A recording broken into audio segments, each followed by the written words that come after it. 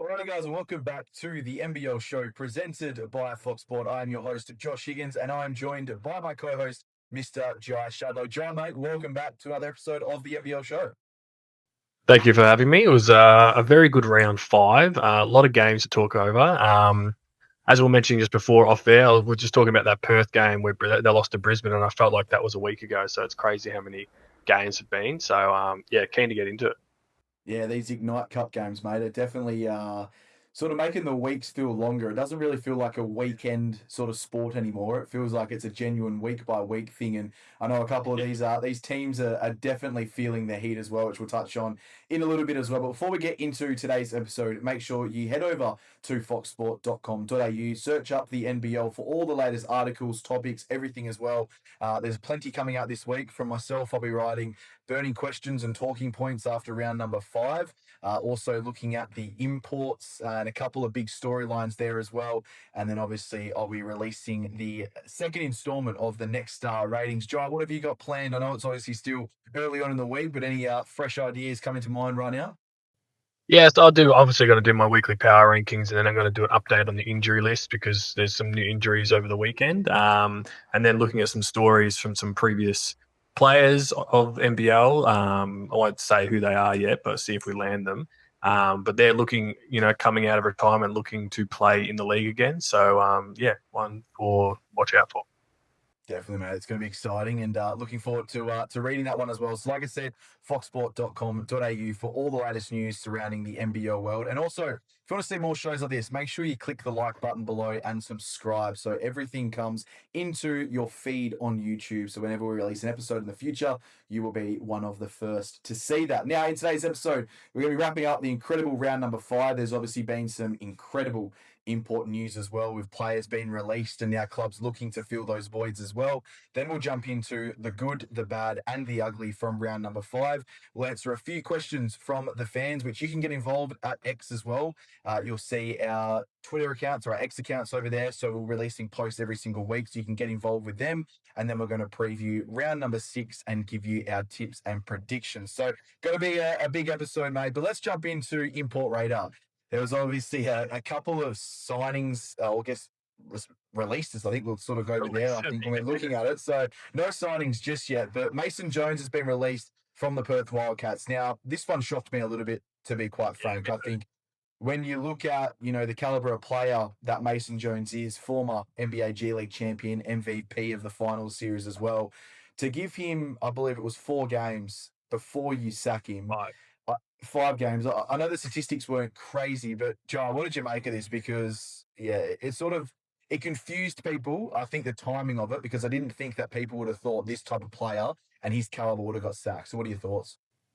Yeah, I'm going to be a bit of a hypocrite here because I was, people following me on my Twitter, I was semi-blasting Mason just for his production and stuff. But, that's just, there's 2 categories here. Like we speak about the player on the court and then you talk about the person off the court. Like obviously it's surrounding these, like Jaquiri McLaughlin and stuff. These are people off the court. These guys are actual people who live lives away from basketball and stuff.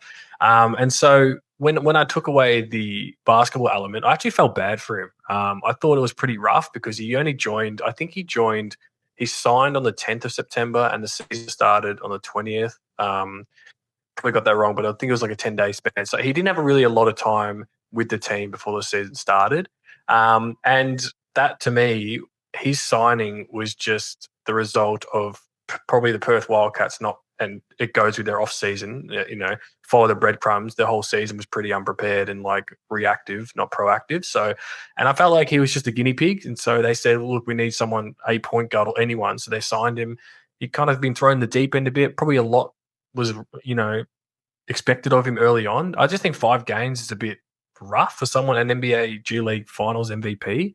Like I would have gone 10 games at least. Like, and at the same time, you're seeing Perth start players like Dante Russell Nance, and I'm like, I don't think you guys even know what you're doing. So it's a bit rough for him. He clearly was upset because he like unfollowed Perth on Instagram, did all that stuff. So yeah, so that's just my take. I feel bad for the guy, but I hope all the best for him for his next team.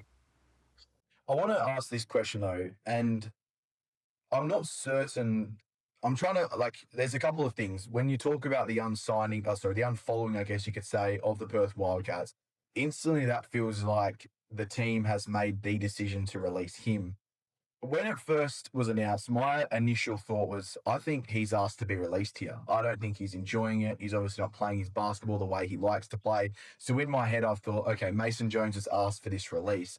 And then the way things have transpired, the comments to, I believe, the West Australian, when he was asked about, do you want to give any comment? He's like, nah, I'm good. And they got on the plane and jetted off back to the States, I'd imagine.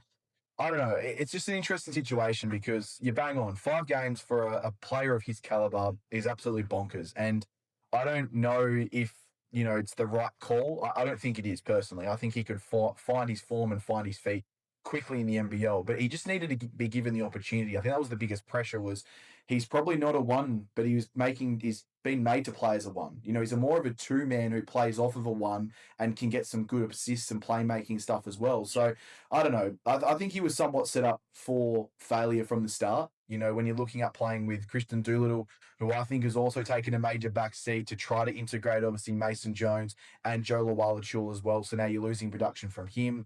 I just think they had to make the call. And if you're going to make the call, though, you've got to make sure someone's coming. And I've been hearing reports there won't be someone signing for the next 3 games at least. And that's a concern. Could have used him today against Sydney. 100%. So that's where I'm a little bit concerned for the Perth Wildcats. Now, what sort of player do they need? It has to be a point guard now. You've got Sunday Detch back into the lineup. That's going to start to be integrated as well. There is no way you can continue with Dante Russo Nance. And people are asking, I've had a few comments, why is Jaron really not starting over Dante Russo Nance? I've got no idea. Now, I know what, in terms of when you're looking at what Jaron really may be able to do on the road, sometimes they're not brought over with DPs if you haven't got, enough players who are injured or not active on the lineup. But there's no way Dante Russo Nance should be starting for this team and probably shouldn't even be the first point guard off the bench. Jaron really should be that first point guard off the bench for the Perth Wildcats going forward. So it has to be a point guard, but we'll touch on the Perth Wildcats a little bit later when we are talking about the round 5 wrap up as well. But Jai, the other big news is the Illawarra Hawks. Now we know last week and we have known for about a week now, Ja'Cory McLaughlin has been released from the Illawarra Hawks. Now there's a couple of names who have been thrown around in the mix, and we can confirm right now at Fox Sport that those players are no longer available. Ian Clark was the first one. I've since confirmed with the club that he will not be joining the Illawarra Hawks. And Travis Trice as well is another name in which has been floated around, but it sounds like Jai will reports he's going to be signing in the CBA. So what are we looking at for the Illawarra Hawks? We've seen them now play that game against the Southeast Melbourne Phoenix. Justin Tatum was very strong in his messaging in the pre-game with Kelsey Brown, Damon Lowry, and Leonard Copeland about, we'll see after this game what we think we require. Well, they need 2 or 3 imports after watching that particular game. So they've only got one spot. What do you think they kind of need, mate? Yeah, I think a lot of people will be, I think similar on this, a scorer, but I think. And I said it to you before recording, I think they need a Kendrick Davis type. I think they need someone who can help facilitate with Tyler Harvey because he's proven that he can play the one a bit this season, which I've been pretty impressed with. But they need a scoring punch because I posted a stat the other day just showing that, like, between him and JaVale, Tyler Harvey and JaVale, they've scored nearly 50% of this team's points. And then at the same time, they've also provided 50% of the assists. So I couldn't be bothered adding all the stats up, but like that, without them, this team is very cooked offensively. Which, obviously these are 2 import players, but they need a Kendrick Davis type, someone who can facilitate and on the night provide 8 assists a game. And when Harvey's on the bench, switch him around to the 2. But they just need that constant player to be on with the constant rotation. I don't want to keep Trey Cal obviously doing really well in Japan, but like people were like, can we get Trey Cal back? He's not coming back.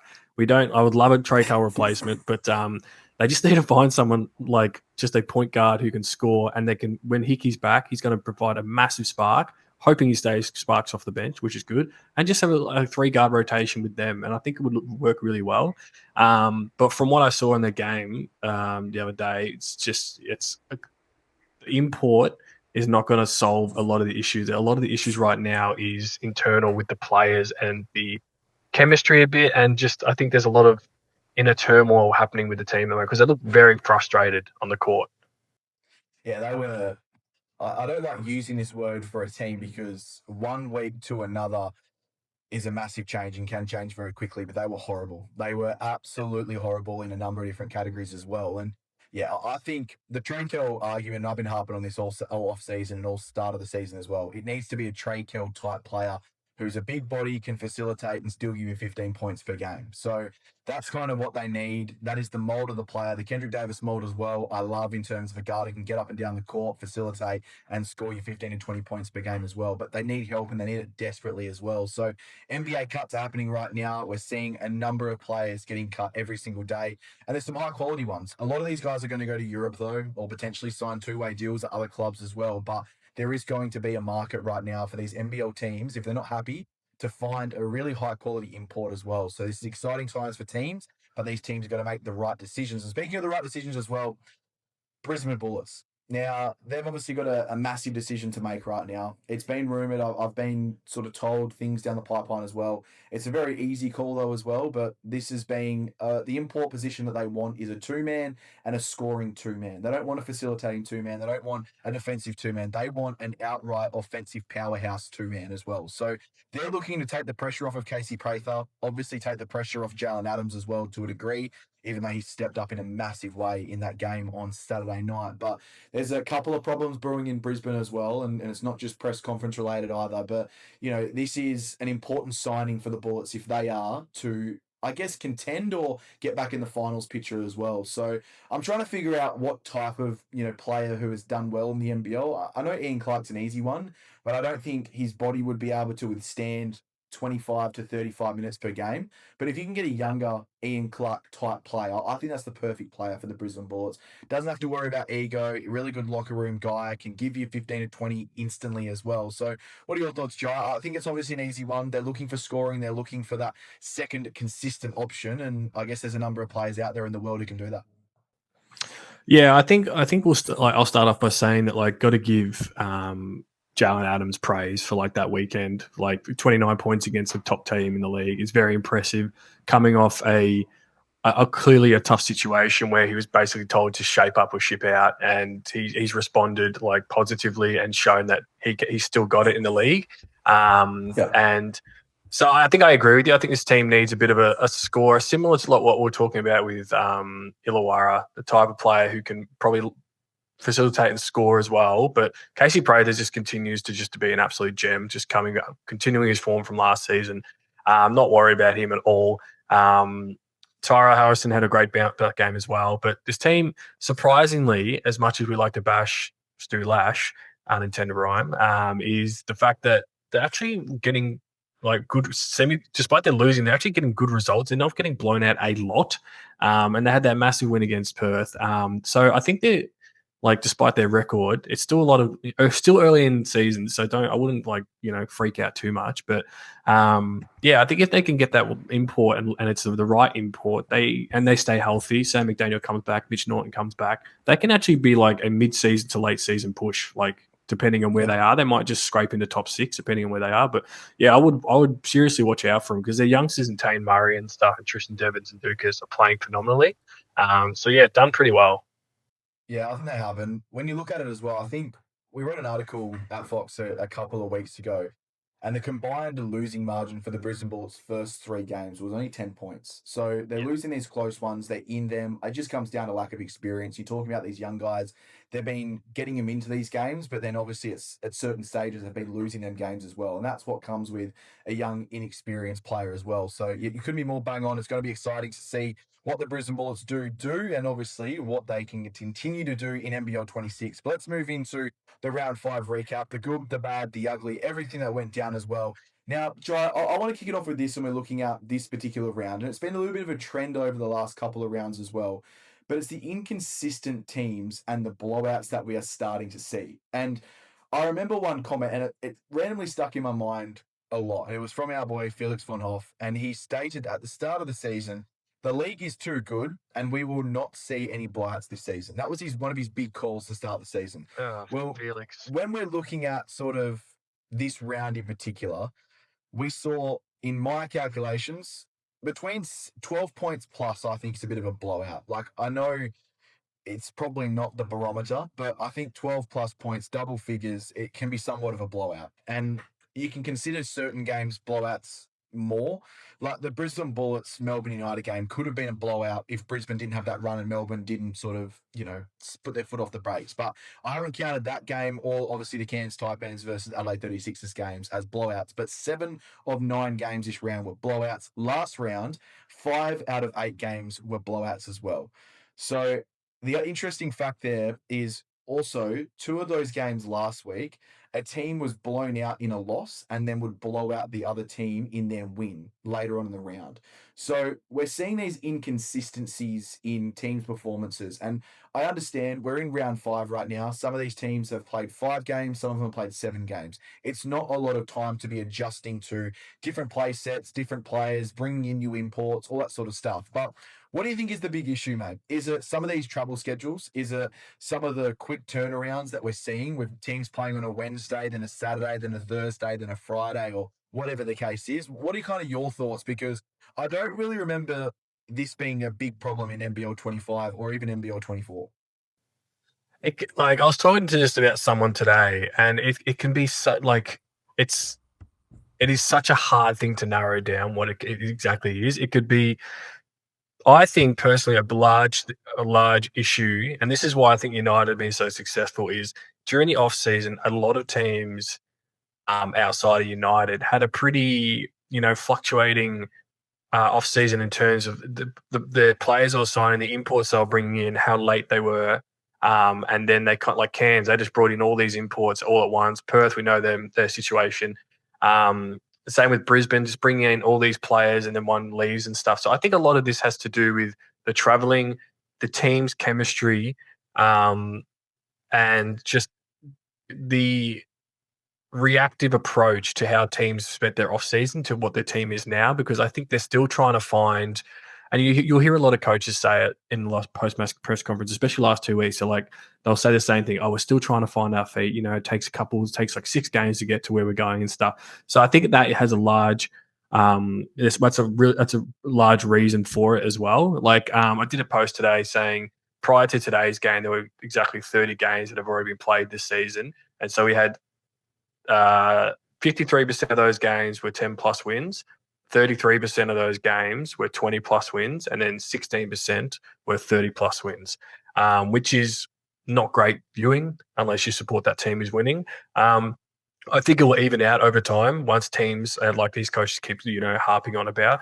once teams find their rhythm, get the chemistry going, string some wins together. I think it'll be more competitive. But I think United are just the poster boy for showing that like we have our shit together. Everyone else is kind of in a tier of their own. We're cruising. But yeah, that's just my theory. Like I think there's a lot of chemistry involved. It's a mixture of everything, but the travel's not ideal as well. So I want to look deeper into that and see which team has actually traveled the most in the first 5 rounds. But yeah, it could be a factor of many different things, but that's just my theory. Yeah, well, I'll give you who has travelled the most in the first 5 rounds, the Tasmania Jack Jumpers. And they've come out of a 4-3 to start the season. So they've had trips to Perth, to Brisbane, to New Zealand. When we're talking about trips to Perth, that's not an easy flight from Tassie. Talking about a trip to New Zealand as well, same thing. And then Brisbane is basically just as far away, as what a Perth is for a Tasmanian team. So they've played 5 of their first 7 games on the road to start the year. Now, granted, they play at Sydney this week, which we'll touch on later on the show. And then they finally have 5 consistent games and a nice run of home games there as well. So similar to last season to a degree, but you bang on. It has to be a number of things. It's your imports who are still adjusting. And like you mentioned, some come really, really late in the season. Teams struggling to a degree as well. And just these quick turnarounds. And I don't know how it gets fixed. I think obviously, like you said, it will get fixed at some point. It will stagnate. It will flow in a nice direction. We'll see really competitive games. But I don't know, and this might be a little bit controversial, but for someone who watches every single game, as we have to with this particular job, I'm getting somewhat bored watching these games because by halftime, 3/4 time, the game is done, and you might see a small little run, but it's not like it's the best viewing right now. So it's one thing, obviously, that will be fixed in time, and I'm looking forward to it being fixed. But speaking of a game that was captivating, that had it all and had the biggest storyline of all, Bryce Cotton, 53 points against the Cairns Taipans. What a way to just, again, assert yourself as the number one player in the NBL. There's been conversations. It's like the LeBron James conversation for all these years. Is LeBron still the best player? And then he goes out there and dominates. Bryce Cotton is doing that once again. His 9th season in the NBL. As of right now, is averaging 30.6 points per game. That is also with a 7-point game against the Sydney Kings. Jai, mate, what did you make of this performance? Because I don't want to say this was winding back the clock, because it just feels like he is aging like fine wine. There was a play where Andrew Andrews, I think it was in the second quarter, where Bryce was already on like 21 points, and Bryce got past like Isaac White, I think, and then Andrew Andrews on the help side, and he didn't. I don't think he reacted quick enough, and he just kind of like stood there and just watched Bryce fly straight past him and go for a layup. And I think at that moment he's just like, yeah, shit. Like, we obviously did scouting report. I was obviously told about this guy coming into the league and stuff, and now he's had like a realization like this guy is actually no joke. And he was being clamped down by some of the players at the Cairns teams, and it was actually ridiculous how like quick his handles are, and he just looks to get better and better. And I know post game he said to Ariana Preti like he was just so tired and stuff, but he looks like that on the court, but then he just pulls out another 3 minutes of an elite play. His stamina is unreal for someone his age at the moment. Like, it's generational, and it's like now it's getting to a point where like the MVP currently is his to lose. Like, we got to be real here. Like, it's currently there's no one else close right now. And if he gets that 6th MVP and brings Adelaide a championship, what the first one in like 25 years or saying, the conversation has to be like really like heating up big time. Yeah, I think it's already there personally, but another MVP in the greatest era of NBL basketball. Again, both of those things could be, conversations and arguments on their own. But that particular game was incredible. But let's dive into it a little bit more here as well. So we know what the blueprint is when you are trying to defend against Bryce Cotton. And the Sydney Kings did it very, very well. And that was kind of one of the two blueprints you do. You just sit someone on him and play physical basketball and just not let him get over any screens or just work you over. And you need a bigger body. So Bulkwell, perfect player for that. The Cairns Taipans tried Alex Higgins' Titcher at certain stages. He was okay. Andrew Andrews, again. When they put Rain Smith on him, I felt so bad for Rain because of the same height, and Bryce was just running rings around him. But there are a couple of simple things you need to do when you have Bryce Cotton. You're playing against Bryce Cotton. So the first and foremost is when they play the pick and roll, which when you're playing with Bryce, that is the most common play. It's Zylan Cheatham, Isaac Humphries, Nick Ravasevich. They're the three main guys who are playing in the pick and roll with Bryce Cotton.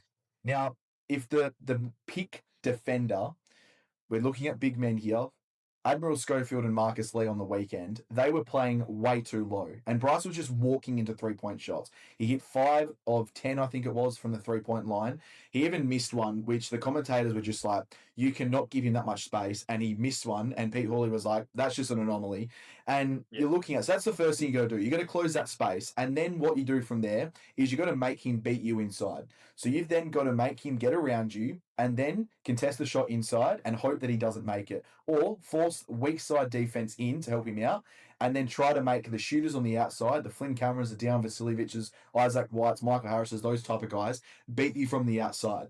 Now, 53 points. He did all three of those things perfectly. They gave him too much space. When they closed the space, he went around. He went upside for easy, uncontested layups. Then when they did contest him inside, he found the open shooters in Flynn Cameron. The one that rings the mind straight away is in the fourth quarter. The game was on the balance there.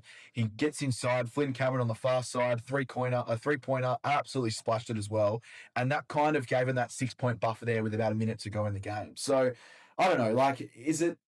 It's obviously the hardest task in basketball right now is slowing down Bryce Cotton. But do you think that teams are somewhat just not following the scout, just these players is he just too good? Like, what do you kind of think about all those sort of things I've spoken about? I think a lot of teams go into these games doing their research and scouting report, and then it all just unravels after he drops like 10 points within 2 minutes, and they're like, we can't keep doing this. And then they freak out and start reacting to how he's playing, and then they just do not have a plan B for it, because there are so many plays that game, especially where he would get the screen, or then he'd start playing ice on someone, and if he knew he couldn't get the shot up, he'd zoom past them, and he does his floater in a way where he kind of just throws his whole body into it. He's not just doing the floater and then like he actually like goes straight up like that. And he will put his whole body on the line to get that floater. And if it's not going in, he's probably getting fouled or he's kicking it out into the corner, like you mentioned with Flynn Cameron. And that's what he got to the line. Not only did he hit 5 threes and scored the 3 points, but he got to the line 16 times. And mind you, made all 16. And so it's just such a dangerous player. Like he's getting like there was a play where he like cooked Rain Smith and then he was on the baseline mid and got like he missed it, but like it just goes to show this guy has no weakness or limit in terms of where he's going to score, and that must be an absolute like migraine for coaches to try and just go. Like you could tell 40 was moving pieces around. Like this is not working. Like you put one player, Bryce scores 5 on him in 30 seconds. All right, we've got to move someone else. So like, I think you kind of got to play conservative and just be like, stick to your guns and stick to trust your research and your scouting report, and don't just react to how he's currently playing. Or just do what Sydney did. Like not everyone has a bull qual, but they did their scouting report well.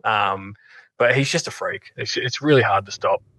Yeah, he is. And I'm going to make this a call. And again, roast me in the comments. I don't really care, but I think he's the greatest scorer in NBL history. I know there's Andrew Gaze, there's Chris Goulding, there's a number of players out there. But when you look at the sample size for 9 years, the era that we're playing in with NBL basketball, he is the best scorer in NBL history. So if that also makes him the best player in NBL history, let's have that conversation. I'm sure we'll have that conversation one day on here, Jai, on the NBL show. But I think as of right now, he is the greatest scorer in the history of the NBL. So let that one sink in as well. Now, Jai, let's move into our next little segment, the good, the bad, and the ugly. Nice little segment, similar to our 5 segments in 5 minutes, our reality, overreactions or reality.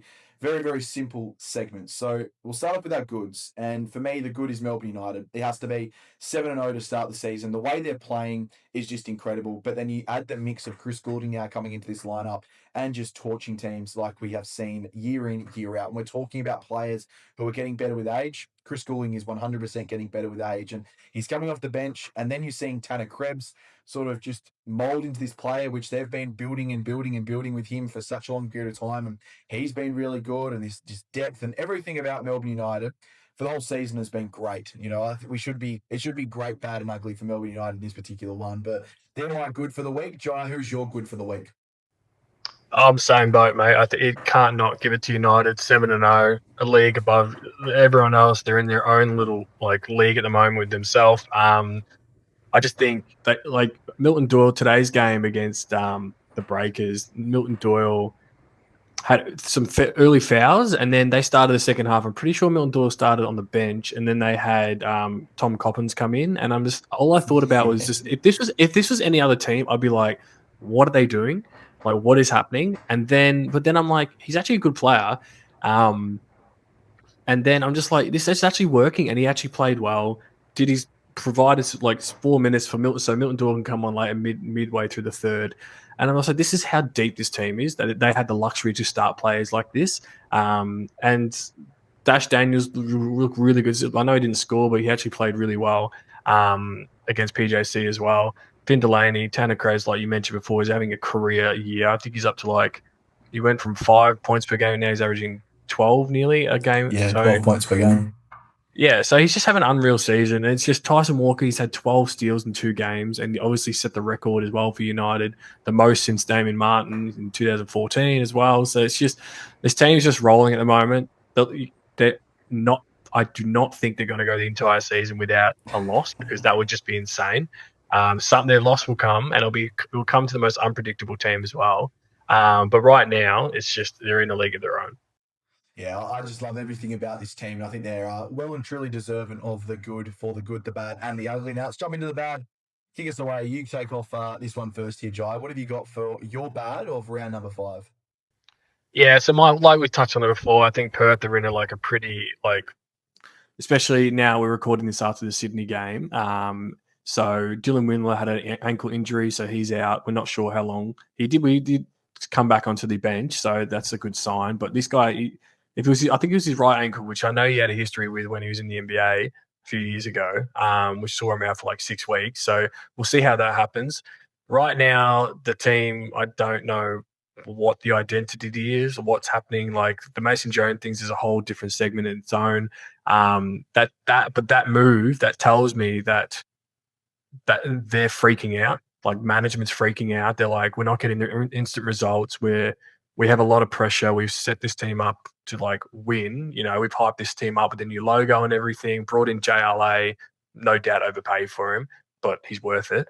And then so I just don't know what their identity is at the moment. And they're kind of, I'm hoping their next import is someone more point guard heavy. As much as I love Jaron, really, I don't think they're a championship winning team on paper if he's your starter. Like he is a DP at the end of the day, still a young kid.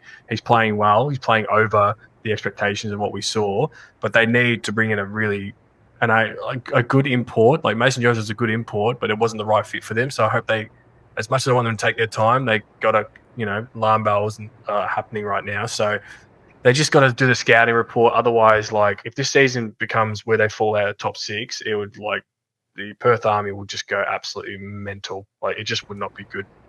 This would be bigger if being a Perth boy and just, kind of following the history of the Wildcats and everything like that, this would be bigger than when the club snapped its 35 consecutive years making the playoffs when Scott Morrison was the coach and Craig Hutchison bought the team for the first year.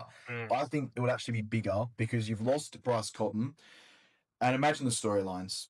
I don't think Bryce, for that season in Adelaide to be a success, has to win an NBL championship. I think if they make it deep in the playoffs, that's a huge, huge step because you've still got 2 more years after that.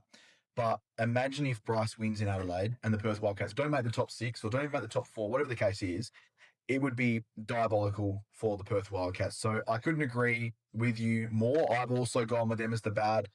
Very much the same reasons as you. I just don't think this team right now is up to scratch. I think they've Jesse Wagstaff's comments as well in that post game press conference against Brisbane was just damning. Just the comment of, I think we've just gotten lucky in a few of these, and that's a bit of a concern when the captain of your club is saying that because it doesn't mean that you have worked hard for these wins and losses. It means that again, you've just simply gotten lucky. You've won games that you probably shouldn't have won. So alarm bells are ringing in Perth. Now, let's jump into the ugly. It's an easy one for me. Now, I didn't think after round 4, with round 3 and 2 and 1 and everything so far to start the season that I would be having these people as my ugly. But the referees are my ugly for round number 5. We've spoken about this a few times. We've complimented the referees. And I think because we've complimented them, I think we can give them a designated whack when they need it. And the one that I want to spotlight a little bit was the Sydney Kings Perth Wildcats game.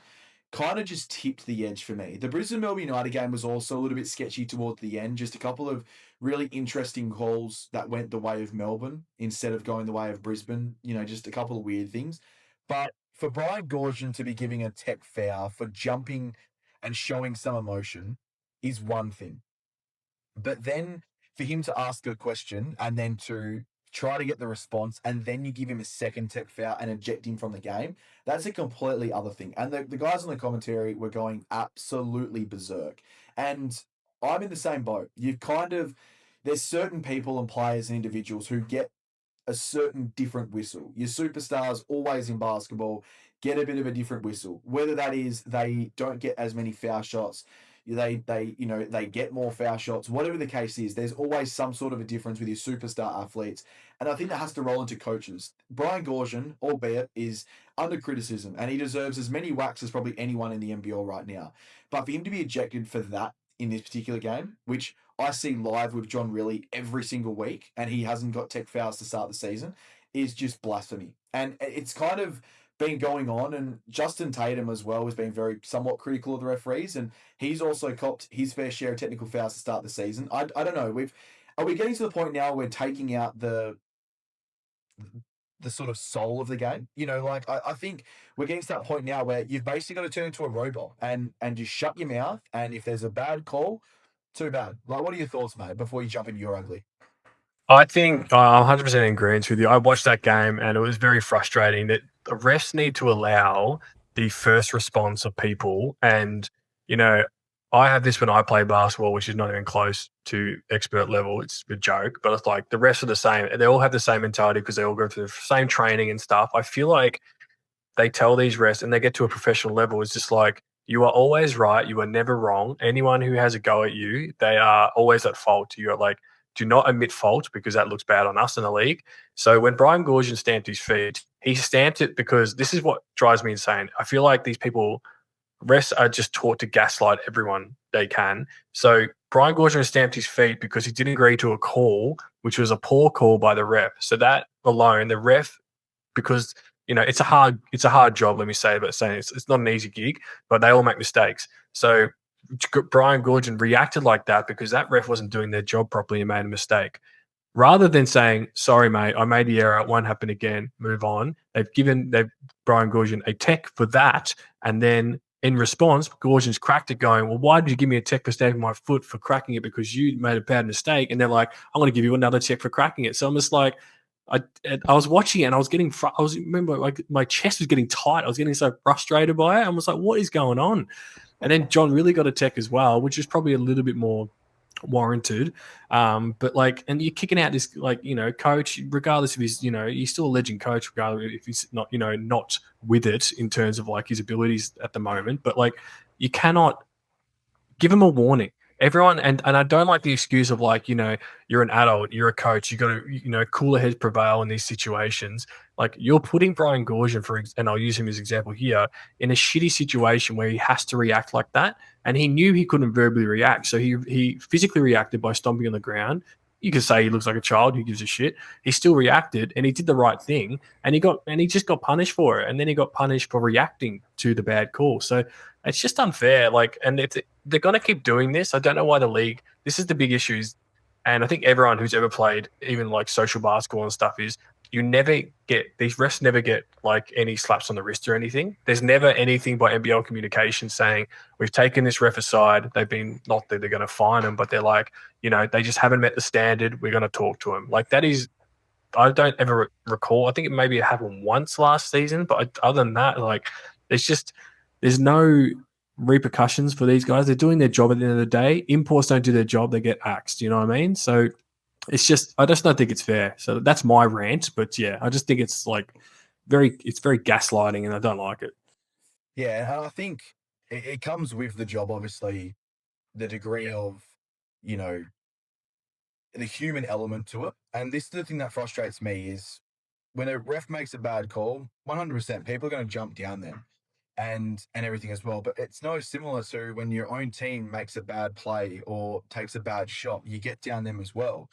And I don't know, it really did frustrate me. I just think the refereeing has been somewhat good to start the season, and then we start to fall into the same old with the referees, where we start physical and then we get really, really soft, and then we get into the playoffs and we're playing even physical than what we were at the start of the season. And there's just no consistency from the start of the season to the end of the season. And then you wonder why these coaches are sitting there going, hang on a second, this hasn't been called all season long. Why are you doing this? But in that particular game, though, with the Perth Wildcats and the Sydney Kings, 4 tech fouls. The one on Christian Doolittle, granted. Maybe one on Brian Goorjian, granted, and one on John Reilly, granted. So 3 out of the 4, fair enough. But to eject Brian Goorjian just wasn't on. So again, that is my ugly. Jai, before we move on, what is your ugly of the round? Yeah, so it's going to be the Illawarra Hawks. Obviously, we touched on them earlier, but just watching that game, it's getting to a point where I feel like they just don't want to play basketball at the moment because they're just they're too busy focused on starting on-court fights and stuff. And I don't want to single out any players and stuff, but there's just some guys on this team who are just like, they get their opportunity to get on the court and they just make some stupid bonehead plays, which causes scuffles. And like, I'm watching these Illawarra Hawk guys defend your teammate and stuff, like get in the scuffle and stuff. But then I'm like, you're down 30 points. Like, what is this? This game is done? It adds nothing to it. Like, it's not like it's a 1-point game with 3 minutes to go. It's like this game was done after the first quarter. You eventually lose by 40 points. And I'm just like, there's just a very big concern here. Like, yes, you got no import. Will Hickey's out and stuff. Sam Frolling's out and stuff. But I feel like that locker room is just super negative, and that's just from me, a viewer watching it. So I can't imagine what it's like behind the scenes. Now the Hawks are obviously a very tight knit team and stuff. So I'm hoping that these players are, blunt enough to talk it out and that. But there are a lot of people need to forget there are a lot of fresh faces and new faces on this team. So I feel like they're going to be finding out the hard way, saying like, this is not the Hawks culture. This is not the culture we won a championship off. So it's going to be like a lot of hard conversations this week, I'd imagine. Yeah, I think you couldn't be more bang on there as well. And there's a question coming up in our fan Q&A in just a second, which kind of, I guess we'll have a little bit more of a say on that as well. We're running a little bit behind schedule, so we'll jump into the fan questions from round number 5. We've got 2 here, quick little ones. These are multiple choices, so let's just give a couple of word answers here. So first one is from our man Curty. He's called it Curty's Corner. All right, he's getting a little bit of an ego here. I kind of like this, so we'll give him that as well. So I do as well. So multiple choice, just quick rapid fire answers here, Jai. What team should call Mason Jones, if any? What's your sort of thought on this? Illawarra Hawks. Yeah, I'm the same. I think the Illawarra Hawks should call him. And if for whatever reason, if Jalen Adams is potentially moved on, we've heard obviously the rumblings and the rumours, could also be another team who reaches out to him. What team will Melbourne United lose to first? They've got a pretty busy run in November. I think they play, obviously this round they've got the LA 36ers. And I think it's like the Illawarra Hawks, the Sydney Kings, the Perth Wildcats. They've got a pretty rough schedule coming up. So just off the top of your head, what team do they lose to potentially? I'm going to go real predictable, and I think you have the same answer. I think Adelaide will hand him the first win as a taste of like the finals. Yeah, I think it's Adelaide. I think it's this week. I think it's this week. So they'll be 8-1 after this round, I think, personally. So yeah, and then he's gone with a little bit of a smart ass remark here. I'm more than happy to cop this as well. Did Brisbane win the game against Melbourne United? Well, yes, mate, they well and truly did, and I cocked that one up very, very well. So I got that one right now. So there we go, bit of a clap there, anyways. But we'll digress now. Scott Deeks has asked us as well, mate. Even though Tatum has won last season, what has happened? Tatum looks completely lost. Now, I believe this, and there's a number of reasons why. Obviously, we've spoken about a lot of it. So it's the team, it's the talent, it's, I think, frustration from him as well. I don't think they're working hard. He seems to me like a blue collar worker as a coach. He wants the hard work, the sweating, the blood. He wants all of that. And I don't think he's seeing that right now, even on the training court. And it doesn't matter. When you bring a JaVale McGee type player over, who knows what his training standards are like? He's a legendary player coming over to the NBL. So, when we're talking about people getting the rub of the whistle, is potentially JaVale McGee getting the rub of the green when it comes to training? Is he having to train as hard? Is he having to do as much so when he's performing so well? I don't know. There's a lot of questions that could be going on behind the scenes as well. But Justin Tatum, he looks frustrated. He looks lost. I think he's had 3 tech fouls in his 5 games to start the year. That's just not on. His press conferences are as dull and as straightforward and straight in the barrel as I've seen sort of any coach to start the season. So I don't know. I'm a little bit concerned, mate. What are some of your quick thoughts on Justin Tatum? Yeah, I think he's in an unfamiliar situation with a new team, pretty much a new roster with some struggling players. The results aren't there coming off a championship season, and I think people are kind of getting a bit tired of his like post-match press conferences because it's like, Jekyll and Hyde. If he wins, he's super chipper, wants to chat. If he loses, like, you're not going to get anything out of him. Like, it's 3 minutes and he's gone. So it's just like, yeah, I don't know. It's just people are just kind of getting a bit tired of it. But so we'll see. Like, I guarantee if they start winning, he'd be like the most happiest bloke on the planet come those press conferences. But yeah. Yeah, I think that's going to be the way it goes as well. But we'll move into our round 6 preview now. We've got a couple of games we wanted to chat about, but we're running a little bit behind schedule. So I think we're going to just talk about a couple of them. Now, I want to kick it off with what is the first game of the round. It's the Perth Wildcats taking on the Cairns Taipans. The Wildcats start the season 3-3. This is huge. And the Cairns Taipans 2-5. Now, these teams only played 2 rounds ago, I believe it was. And it was the Perth Wildcats up in Cairns defeating the Cairns Taipans 80-77. Now, we look at the sort of, I guess, the records coming into this game. The Wildcats, 2 straight losses. The Cairns Taipans, 4 straight losses.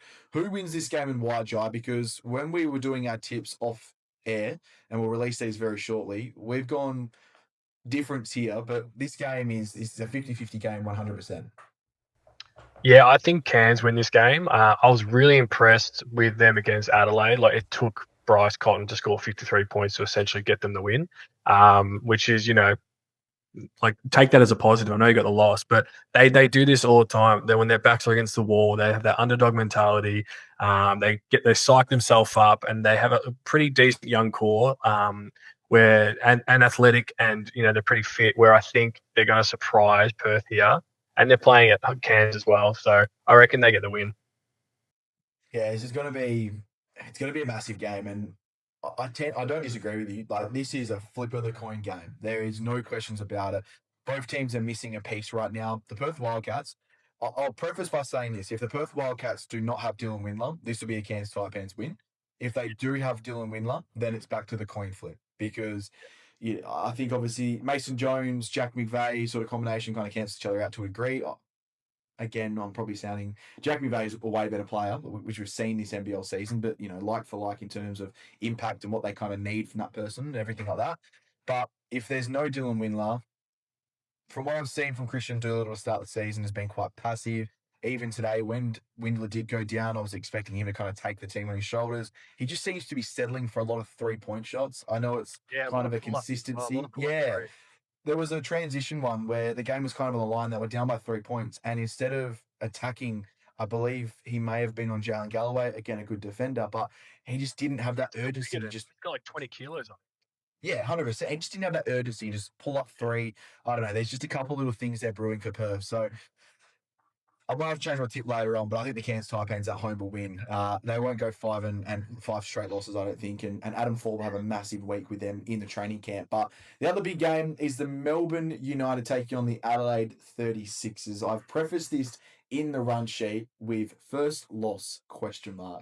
Now, I think it's going to be when we look at a game which reeks of danger. And again, this is not a bad thing for Melbourne United to lose one. I don't want to see a team go, let's just say, 28-5 or something like that, and lose an NBL championship. They need to lose games along the way, because that's how players sort of deal with controversy and adversity. You don't want to see their losses come too late in the season and pile up and then run into the playoffs with a bit of a losing run of it going as well. But I think this is the game. It's at John Cain Arena. It's going to be a massive game. The Adelaide 36ers, fresh off of Bryce's 53-point performance, they would have had a whole week off by this point as well, which is something they haven't had all season long. I don't know. I think they're going to get more from Dejan Vasiljevic. I think they'll get more from Isaac Humphries since last game.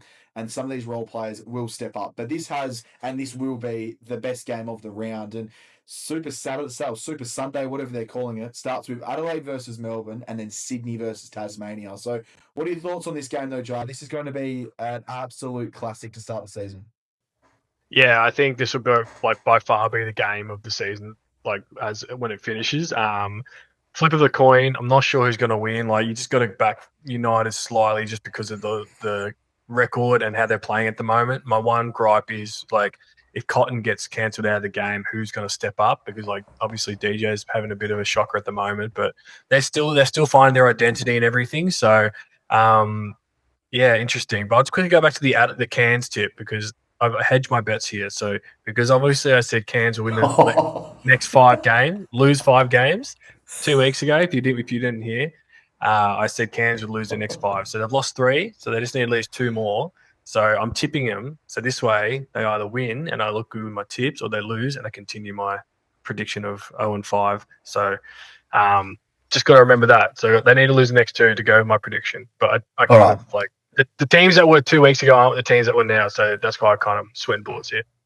Well, and you got one more week right now to get down in the comment section and get your forfeit in for Jai as well. So if they can't beat the Perth Wildcats, there's no way they beat Melbourne United. So if they lose this game, Jai, I think you're safe after this one. So yeah, I kind of forgot about that, to be honest with you. So thank you for reminding me, and that is going to be an interesting watch now. So I'm also tipping the Cairns Taipans going forward as well. But Jai, let's jump into our tips. Obviously, this is going to be an incredible round, and you're taking a commanding lead in this tipping competition. I am horrible. So there's a reason why I don't work with betting companies and all that sort of stuff as well, because look at my record. Betting companies probably would love me though. So for the start of the season, I am now 20 of 32. I went 5 of 9 on the weekend.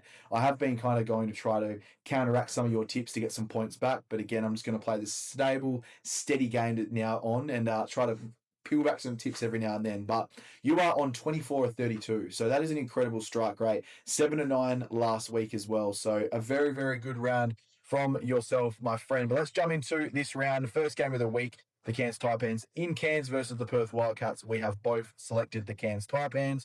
From there, we go the New Zealand Breakers in New Zealand against Brisbane. We've both picked New Zealand, but that's a bit of a danger game as well, so that's going to be an interesting watch. Third game of the round is South East Melbourne Phoenix versus the Sydney Kings at John Cain Arena. Likely to be Wezawundu's first game as well for the club. So that's exciting for SEM fans. But we've both picked South East Melbourne Phoenix there as well. So that's an interesting prospect as well. The Cairns Taipans taking on Melbourne United. It's a simple one there. Both picked Melbourne United. We have the Brisbane Bullets taking on the South East Melbourne Phoenix. We have both picked the South East Melbourne Phoenix in that game as well. So predicting a 2-0 round for South East Melbourne Phoenix, which would be very good for their standings and would put them 5-2 to start the year. So again, that's a bit of an interesting watch for a team who 5 last year. 100%. And I had them a team as a very bad team this year. I think I had them 9-24 in my starter predictions. So they'll be nearly halfway there if they do, and we'll be giving some egg on my face. The second or third last game of the round, the Perth Wildcats taking on the Illawarra Hawks. Over here in WA, we've both ticked the Hawks. That's an interesting one as well, with how bad the Hawks have been, but also how bad the Wildcats have been as well. And the last two games of the round, Melbourne versus Adelaide. I have tipped the Adelaide 36ers. You've gone with Melbourne. So I believe that was our first tip that we haven't gone the same on. And then in the last game of the round, we've also gone against each other as well. I've gone with the Sydney Kings at Kudos Bank Arena, and you've gone with the Tasmania Jack Jumpers as well. So going to be an incredible round of NBL basketball. 8 games on the card this week. Kicks off again on Wednesday. 1 game of Ignite Cup action, and then we work through all the way through till Sunday. But that'll wrap up another episode of the NBL Show presented by Fox Sport. As we mentioned earlier, make sure you like, subscribe to the channel as well. Means a lot to us. Comment down below any thoughts, any predictions, anything we can do better, even segments that you would like to see in the show. Any constructive criticism, we are more than welcome to, and we'll really take everything on board as well. And like I mentioned as well, make sure you head over to foxsport.com.au, check out all of our articles, previews, the biggest stories, import signings will be coming out very, very shortly as well. So make sure you go over there, bookmark it, that into your Safari, Google Chrome, whatever you have. So you've always got the Fox Sport app ready to go. Jai there, mate. What an incredible round of basketball we have ahead. And what are your final thoughts, obviously, from another episode of the NBL Show? Yeah, again, like I say every week, thanks everyone for tuning in. I hope everyone enjoys gets a drink, gets a coffee and stuff, sits down, listening to us, kind of go on about all these never-ending drama it seems to be in the NBL. But we like talking about it as long as it's basketball related and stuff. I'm always here for it, a bit of drama. But yeah, keen for this round, and we'll see next Sunday if Melbourne United have a first loss of the season. And also, we'll see next Sunday if you will be doing a forfeit as well for your Cairns Taipans bet. So like I said as well, get down below, put some predictions and things that you want. We don't want to be seeing, we want Jai to walk from Melbourne to WA, none of that sort of stuff. Let's get something on the podcast. He's not going to do that. So let's get something on the podcast as well. So we'll enjoy. We'll make sure we clear that with our bosses first as well. But until next time, though, that has been another episode of the NBL Show presented by Fox Sport. And until next time, we'll see you then.